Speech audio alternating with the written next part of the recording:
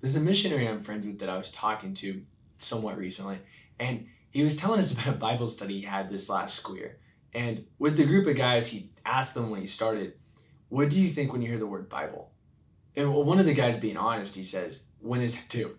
And I think that for different words, we might need these words to be revived, or we might want to have new life brought to them.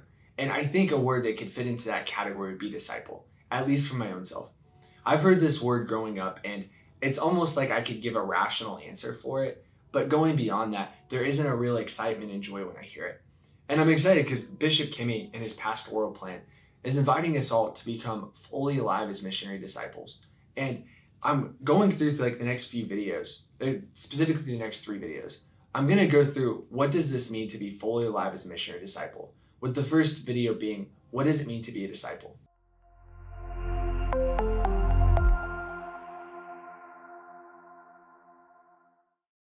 What do you think of when you hear the word disciple? I'm going to guess for a lot of you, you're thinking a follower of Christ. And that's not wrong, and kind of extending and hoping to find like new meaning to it. I want you to think of the invitation Jesus extends to you, an invitation to fulfillment. Specifically, an invitation to fulfillment, because it's so much more than like following a set of rules or just following the 10 Commandments or doing something like that. It's really a letting go of everything that holds you back from relationship with God. And really an attempt to become a disciple, it's not asking Jesus to go where you want to. It's saying, Jesus, where do you want me to go?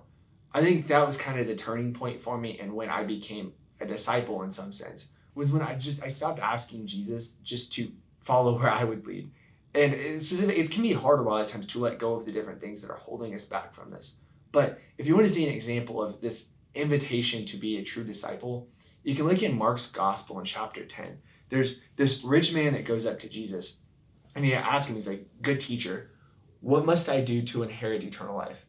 And they go through the 10 Commandments, and like he does all of that. He followed the set of rules. But then Jesus is inviting him to something more than just the rules. He says, "You are lacking in one thing. Go sell what you have and give to the poor, and you will have treasure in heaven. Then come follow me." It says at the end of this dialogue between Jesus and the rich man, at that statement, his face fell and he went away sad, for he had many possessions. And I think what would be hard in this rich man's position is it wasn't just that the possessions didn't satisfy, but it's that the possessions that he was holding on to was keeping him from what he truly desired. It was holding him back. But there's this temptation to not let go of these things. I think it's important to remember that while God is inviting you to fulfillment and inviting you to give all parts of yourself to him and all that you have, that doesn't necessarily mean God's going to take all of that out of your life. And you can see a good example of this in Genesis chapter 22 with Abraham and Isaac, where God asked Abraham to sacrifice his only son Isaac. And Abraham goes to the extent to where it's made clear to us, the reader, that he truly was willing to sacrifice his son to God, knowing that God was what he desired, that relationship, to be able to follow God. And God stops Abraham from doing that.